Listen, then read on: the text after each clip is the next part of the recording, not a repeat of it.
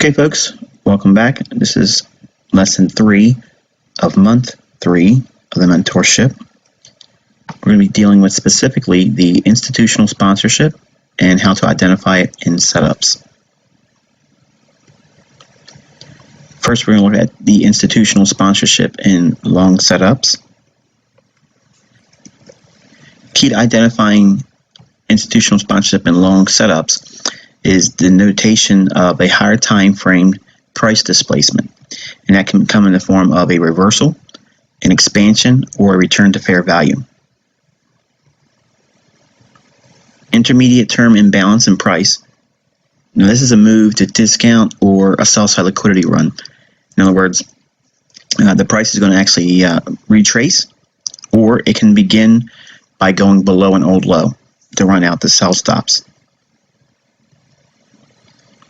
Once one of these two occurrences appear in your chart, the next thing you'll be looking for is short-term buy liquidity above the marketplace. Now, this is going to be ideal for pairing long exits to sell to. And obviously, you're going to be looking specifically for a time of day influence, i.e. London Open for the low of the day or a New York session low formation. Now, it's important understanding that number 1 and number 2 are the criteria, what sets up the expectation for institutional sponsorship. Then we see the actual institutional sponsorship come in by way of attacking the marketplace for the buy side liquidity that would be resting above the marketplace. In other words, we have buy stops typically above old highs when we're short. The assumption is, and again, I teach the role-playing model that gives us the perspective of a market maker. So you have to have that market maker perspective on price. So we look to sell high, but we have to find buyers that are willing to buy higher from us. So the criteria is we have to look for short-term buy liquidity above the marketplace. Now, it's going to be layered buy stops throughout the marketplace because there's all kinds of trading that goes on. It's long-term swing trade, short-term day trading, scalping, but you have to look at the higher time frame for that short-term buy liquidity to give us a framework to see if there is in fact institutional sponsorship in your setup. And obviously, you'll see these characteristics come to fruition by studying the time of day influence. Now, obviously, you're not just studying it. Eventually, you're going to be actually trading in the marketplace at these specific times of the day: London Open, New York session, London close, and sometimes Asia.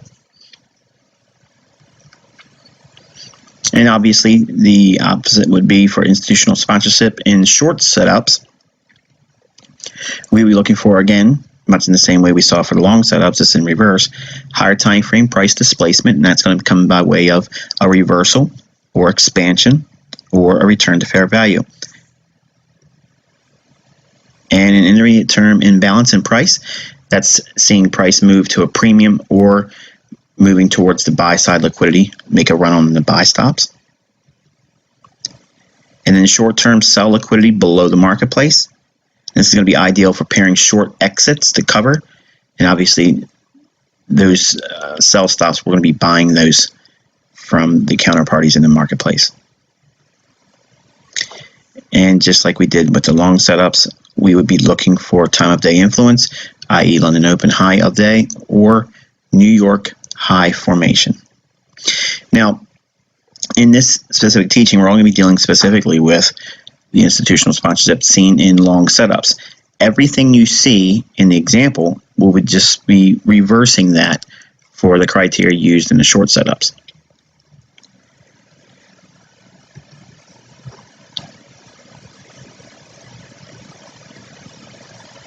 Okay, we're looking at a higher time frame chart. Okay, just for disclosure's sake, this is a Japanese yen, US dollar versus yen. And we're looking at a daily chart of that particular pair. And I've gave you an ideal scenario where we can study a sample set of data.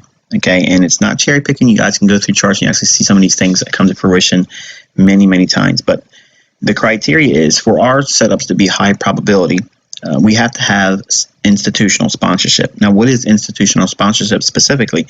It's the willingness to protect an underlying price swing that has high probability of unfolding. Now, I'm going to outline that throughout this entire teaching, but I want you to understand that simply institutional sponsorship is just the impact of large institutions, banks, and big equity traders coming in to fund the side of the marketplace that you anticipate seeing it run towards a particular side of the marketplace. For instance, if we're looking at a buy setup, we're going to be measuring and trying to identify characteristics that lead us to the assumption and ultimately an understanding of institutional sponsorship as a concept, so that way we can go forward in our trading and start looking for these fingerprints that are many times repeating over and over again when we use higher time frame setups. Now, looking at this daily chart, you see it shows price dropping down below an old low. And this is typically where sell stops are going to be residing, or as we call it, a liquidity pool. Sell stops will pool below this old low, and everyone that would be wanting to go long, they would have a sell stop rate below that. And in the fact that because everyone's doing that same idea, putting a sell stop here, that's where the idea of a liquidity pool. All those orders are pooling together, okay, and creating a pocket, if you will, of selling interest. Now, it doesn't mean that they want to go sell and short. Okay, some folks out there would see that as a particular interesting level to be short at a later time. Should we break below it? But in this case, when we see a price run like that, we obviously have to assume, again, it's that market efficiency paradigm again, participants are looking to protect long positions there. So it's not that they want to get short, they want to get out of the long position. So if we ever see a price move, the sell stops are ran out. Now, an aggressive trader, they can see this as an opportunity to go into a lower time frame. As that low is violated here, right on this candle here, you can go into a lower time frame and look for a similar pattern, because price is fractal. That means everything you see on one time frame is replicable on the higher time frame and the lower time frame. So in other words, it's going to have a lot of similarity throughout all the time frames, because price is still what? Price. So you can look into a lower time frame and actually study the price action and come to basically the same idea you're seeing here, an old low.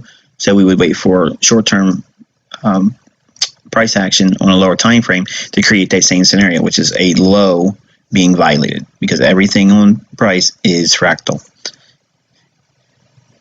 By having that understanding and expectation, we can take a long position. But we're going to go one step further, and we're going to actually start looking for evidence of institutional sponsorship. Now, looking at this setup, okay, what's the first thing that comes to mind for you as a trader? Obviously, going back to the September's content, there were some things I told you to look for in terms of studying price action. What should you be focusing on? Well, if we're anticipating a market move higher from down here after a run below the old lows, we start looking for, okay, where could this market go to? Well, we have a short-term high here. We have a short-term high here. Look at this big candle here. Wonder what that's going to suggest to us. And how about this old high back here? We have a nice price move here. Price could ultimately go back up here, or it could just come in this area here, close in that range, or it can come up and clear these relatively equal highs. Remember, the things we talked about in September, I gave you as bullet points for you. As soon as you go into a price chart, those are the same things you look for all the time. They're not changing, not morphing. It's the same premise every single time we look at price action. But looking at what we see here, price is forming a potential bullish order block. Now, this old high here, obviously we know what's going to be resting above that. It's going to be buy stops. Well, we have a last down candle here. Price is now reaching into that right here. And it's also dipped one more time into that area right below this old low. So we did one more time poke our head just below that level, so we can anticipate now some sensitivity and protection of seeing the price not go lower. That's what we're anticipating. So if we see that, we're going to see what? Characteristics of institutional sponsorship. That means the banks are coming in and they're capitalizing that old low back there. That means they're buying it again. Notice again that range up here. What is that? It's a liquidity void. So inside this liquidity void and above this old high, what do we have up here? This is called buy-side liquidity. That means there's a willing participant or pool of buyers up there. Okay, so when we start talking about open float, we'll be referring to a lot of these ideas as well. But open float can be a little confusing because it's relative to the time frame you're looking at. So while we're working on higher time frames, I'm just going to focus primarily on classifying this as what it is. It's a buy-side liquidity in the marketplace. So as a market maker, they see these opportunities to sell, to run the stops that are below this old low, below an old low to take the sell stops. What is that implying? They're probably accumulating those sell stops in the form of taking the buy side of it. So if they're willing to buy those sell stops up, that means they're primarily building a net long book.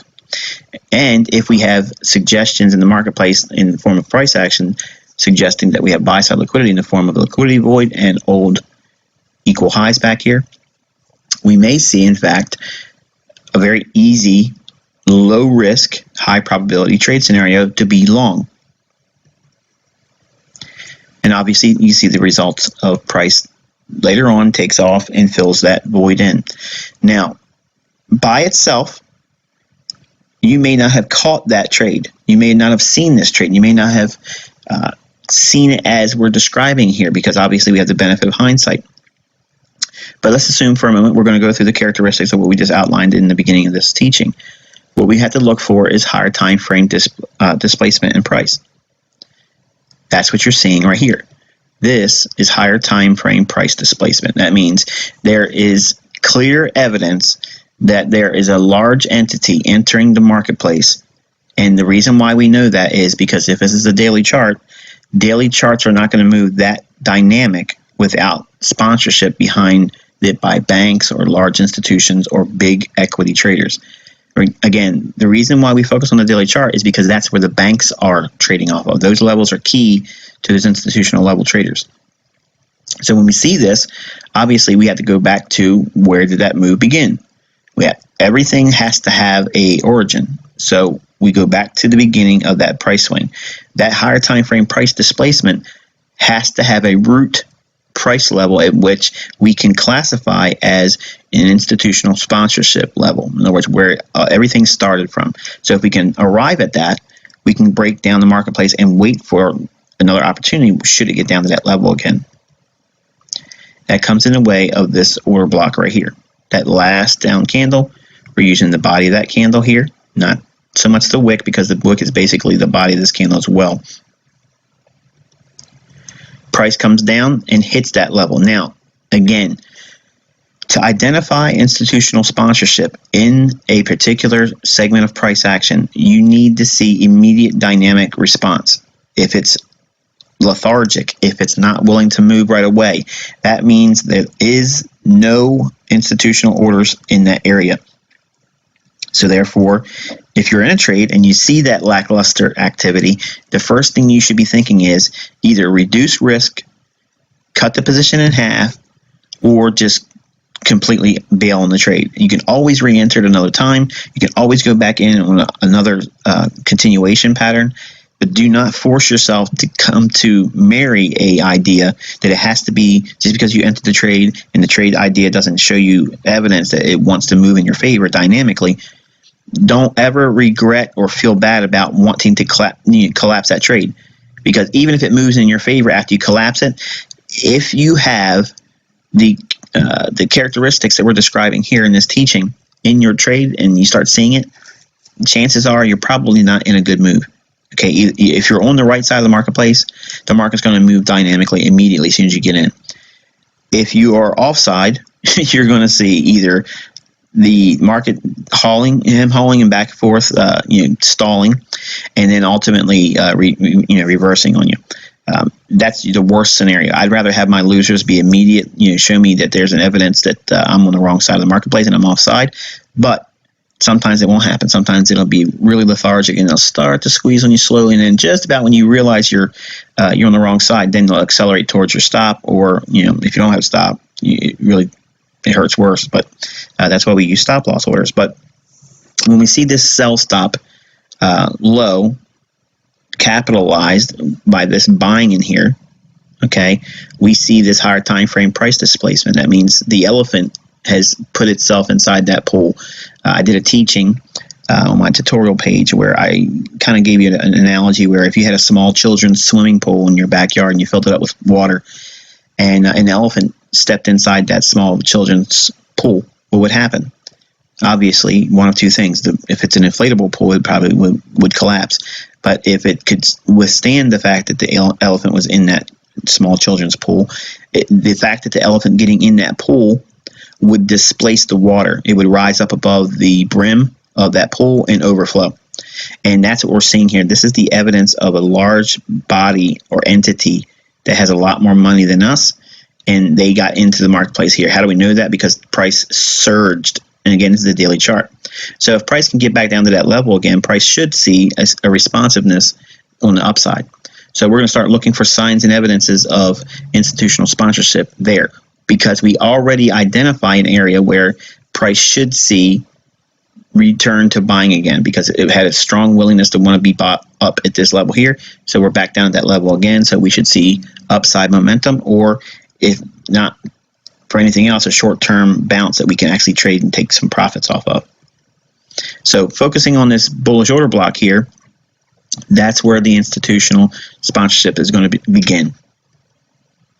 And it comes in the way of a bullish order block. So we have this idea. When we take this information, we can transpose all these levels down to a lower time frame, but I'm going to build on this idea with this time frame here.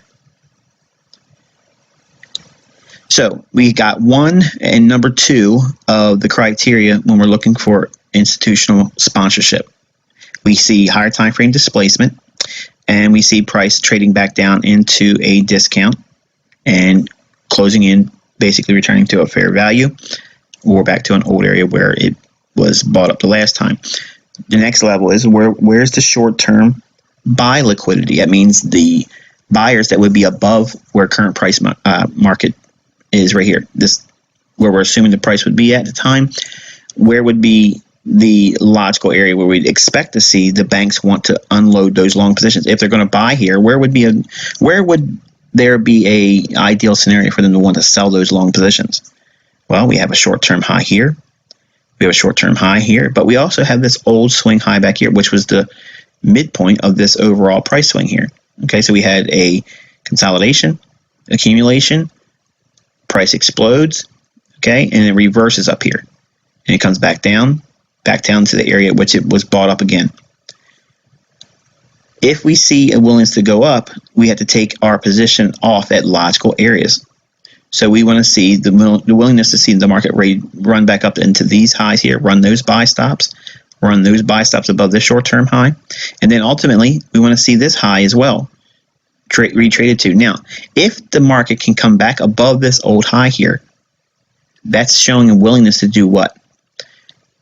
Hold for higher prices. So if they are going to hold it to this level here, where would be the next level on this chart that you consider for unloading long positions by the banks? Well, above this old high, there's buy stop liquidity, obviously, as we noted earlier. So above the marketplace, we have buyers that would be willing to buy up here because why? They have a short position here. And again, it's that market efficiency paradigm. You have to think in terms of the market as the market maker. So there's going to be buyers up here. So if you're going to be a bookmaker, okay, at the bank, and you're buying and you're net long on your book down here, you want to unload where? 10 pips, 15 pips up? No, obviously not. You can't move your positions in and out. You're controlling such a large book and a large equity base. You want to get it out up here. Why? Because there's going to be a pool of buy stops up here that in the form of protecting short positions, there's a large degree of buying interest because of that very nature of what we're seeing in price. The market has traded lower. They've trailed their stop loss to just above this high here, just above this high here, and stubborn or very strong-willed bears will have their buy stop protection right above this old high here, or their protective buy stop for their short position would be resting just above that high, basically. So if you're going to be buying down here like a bank, you're going to be looking for the move to go up to here. And price obviously goes up here and hits it. Now, here's the thing. As price hits that level right up here, what's it doing? It's pairing orders with the buy stops. So that buy stop liquidity is gone. So what's the next level of institutional order flow suggests price may go to? That old high back here. And what's resting above that old high? Buy stop liquidity. So now think for a moment. We have a daily chart here where sell stops were ran out. Price was willing to go higher. Came back down in that same area here. They bought it up. Ran an area of buy stop liquidity. And we have an old high back here still. If it's going to go up here, that means it's going to be highly unlikely for it to come all the way back down to this level. Again, why would that be unlikely? Because we've seen this low here and it rallied higher. We've seen this lower low here that went below this old low and it rallied up. We came back down to that same level here and they bought it again. Now this time we were able to move above this old high. So market structure on the daily chart has now changed to bullishness. So if we see this, the whole premise behind this teaching is institutional sponsorship should protect price from ever coming back down into this area here. So don't think just because we rallied up here, let's go back down here and let's wait for price to go and give us a buy signal here and then get us a ride up to that level up here. No, that's not how it's going to happen. We've already cleared an area right here, this old high, and now think. If we were trying to buy here, okay, and our ultimate objective would be to take our profits up here, if we grade that swing, this would be origin, this would be the midway point or equilibrium, and then terminus would be up here.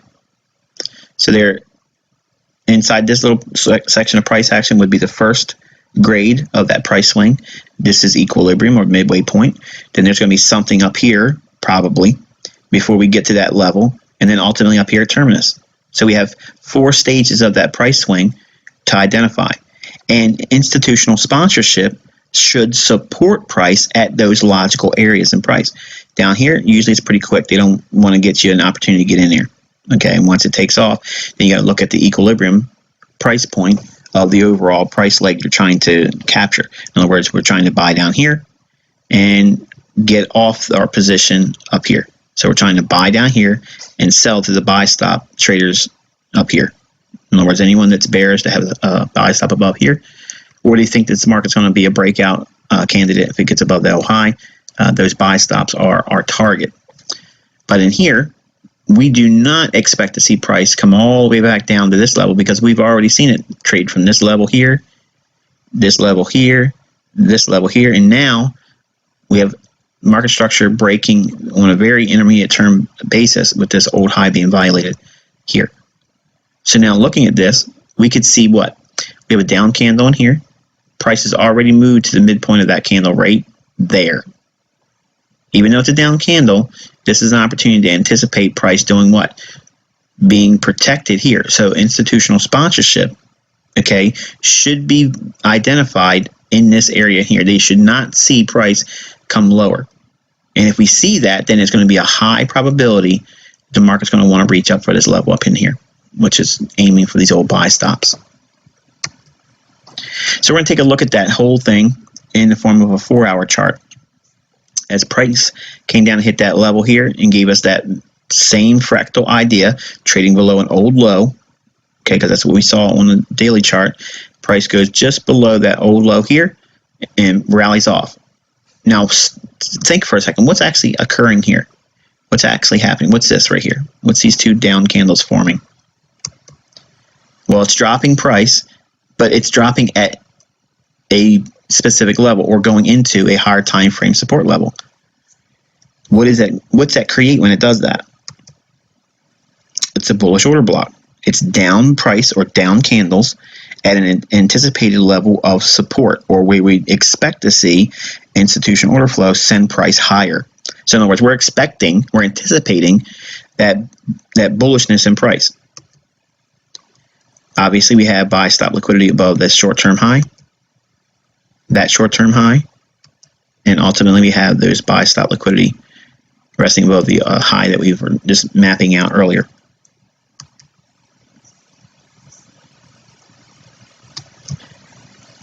Each time the market goes up and takes out a level of buy stop liquidity, we don't collapse the trade entirely. We don't look for reversal patterns. We do not look for divergence in indicators every time we get to an old high here. We're looking for a willingness to keep moving higher to run these longer term buy stops. As price takes that first level out, those buy stops are gone. What's missing now? The liquidity in the form of buy stops above that short-term high. So what we'd be expecting to see is price continuously look to go higher to go after the what? The next level of buy stops. And that comes in the way of those old highs here. But not losing sight of the buy stops above that higher high. Price surges higher, runs through, takes out the second level buy stop liquidity. Now notice what's happened here. While it was a dynamic surge through that second level buy stop liquidity, it fails to go back to that old high. This is classic price action.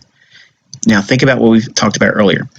We had the original point of which the price swing began, or the origin. Then we have the first area, or the first scale of that price swing in here. Then price goes up, and now we're getting just about to the point at which the equilibrium price point would come in the formation for analysis. Well, we would look for the fact that price has an unwillingness to go lower. That would be evidence of what? Institutional sponsorship. In other words, we're not seeing them allow price go lower, and that's basically all I'm saying in clear terms. So again, those buy stops are gone, and we're focusing primarily on the move justified by price action. Is it going to still go for those buy stops above that old high here? And ultimately, it runs up and snaps through that old high. You can see price ending that at the terminus. But notice what we have here. Price has moved in grades, and it has moved up into what would be deemed as equilibrium on the daily chart. So let's take a closer look of why this was such an easy expectation, and how institutional sponsorship could aid you in your price action study when you see buy stop liquidity as your targets. You know, what things should we see in price action to help support these ideas? And we're going to take a look at this in the form of a lower time frame chart. And again, outlining why the buy stop liquidity was ran out. Okay, we're looking at a 4-hour chart of that price swing. You can see the price swing here, high, that's this move here, this whole price swing. And we're going to look at institutional sponsorship throughout the entire price swing. And you probably already noticed there's some blue line segments on there. So we're going to start talking about some super secret sauce. We're looking at now a 60-minute chart. And I want you to take a look at the reactions that happen from the blue line segments. Okay, and I want you to look at it real close. Those blue lines are one of the coolest things I discovered about price action. And not only is it indicative of what future price direction may be, but it also gives us prognostication for future setups. It doesn't just give us a right now what should be support or resistance. it gives us a future prognostication for where setups may unfold at a later time. So let's zoom in a little bit, okay? And I'm going to add, again, the levels on those short-term highs, and we're going to note them as the old highs. So every time you see that little gray horizontal line segment, what we're actually drawing your attention to is these old highs here, and that's going to be in the form of those old buy stops. Okay, so again, you can see those gray lines here, and all that's doing is just delineating those old highs in the form of price. Now, I don't want you focusing on price numbers or anything like that. I just want you focusing primarily on price action alone. The delivery of price is all we're interested in talking about specifically for this teaching. Then we have the beginning of the move here. Price trades down, back into. Now, this is the run below that previous low. So we see price making that low, and then we see a reaction. Then we see price trading lower. Okay, all these down candles is building what? That 4-hour order block. Okay, it's a bullish order block beginning right there. So that high on that candle begins the order block that would be deemed a bullish order block on the 4-hour chart. But because this is a smaller time frame, we're going to have a lot more candles, obviously. So I want you to take a look at the blue line segments. Okay, what I'm delineating there is the opening price at midnight in New York. Okay.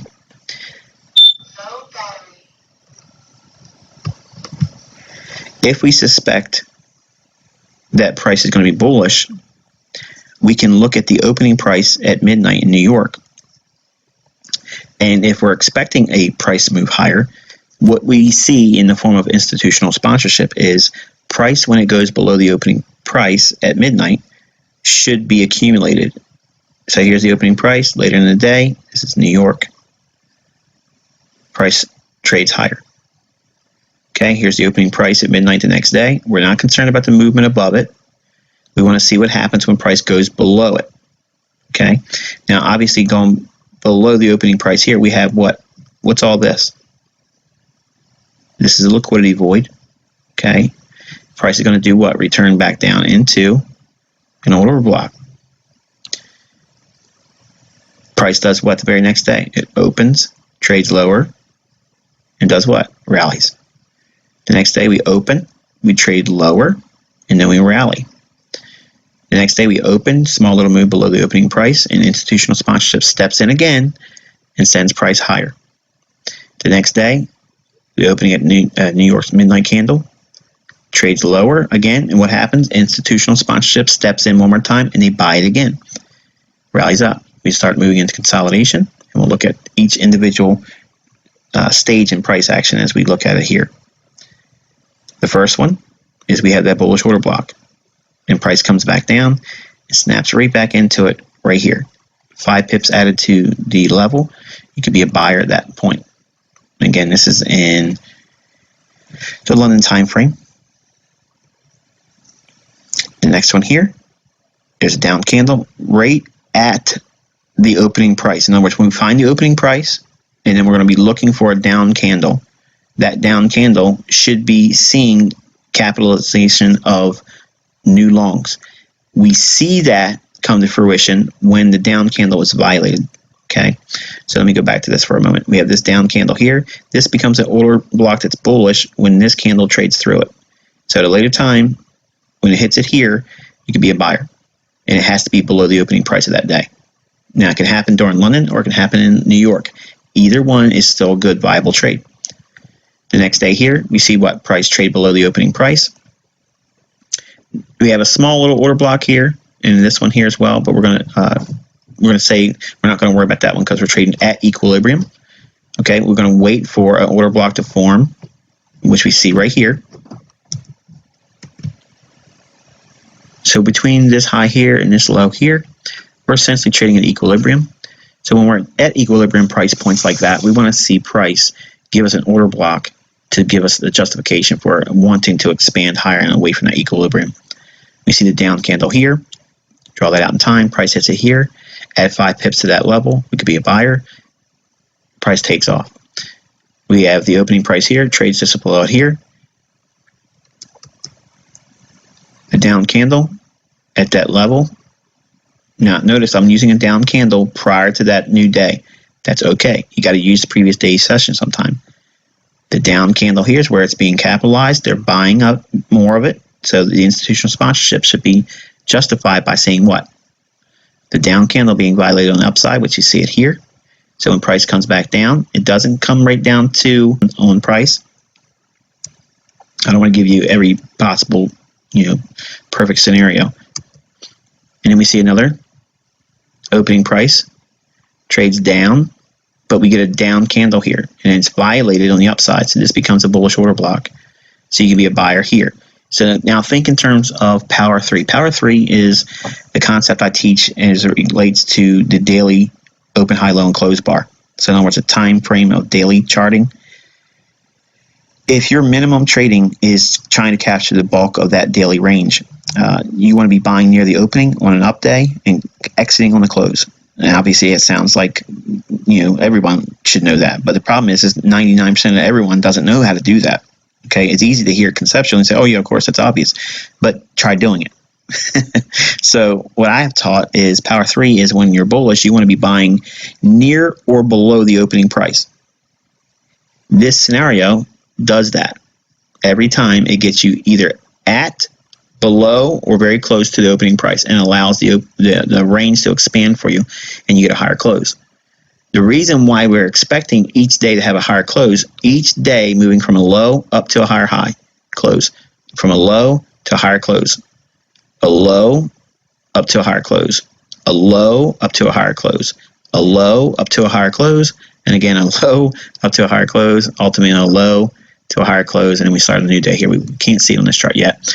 But look what's happening. Price is being drawn up to that first old high. And look what it does. Once it gets up at that old high, it starts staying sideways. It's consolidating. Okay? Traditional support resistance players will see that old high as resistance and they'll want to sell short. So what's going to happen? They're going to sell short, sell short, sell short, and they'll see what? Price go nowhere. And their buy stops will be just above this old high. And then you run through them again. They come back down, capitalize new longs, and then extends it up where? To the old high here, the second one. And what's happening there? Same scenario. They give you a reason to expect this thing to go lower because it's resistance, old resistance, okay? Should be sold. That's what classic textbooks say. So what's going to happen is they're going to take a short position, put their stop loss, another buy stop, right above this old high. They take those positions out right here. So they're not going to see what? Any lower prices. But we send price back down again into this old order block. We'll have to take the next slide. So price in here, that's where we just left off at. Price comes back down into that order block here, right there. Rallies up, and now this is where we stop. We stop short of the ultimate terminus or the objective of the price swing. It has a retracement and goes lower. And now this retracement lower will get everybody excited thinking it's been a high formed. Okay, so dollar yen should be trading lower. Get short dollar yen. Everyone's going to have that on the forums. Everyone's going to be talking about it on Twitter, for social media, everything. And it's only just going to go back down to this order block over here. Okay, the same capitalized order block that we saw on this initial run here. Why is this one being used again? Because we had this old area of institutional order flow in the form of the old high. At this point, that's when classic support resistance works. Because why? We have an unfulfilled objective up here with that old higher high.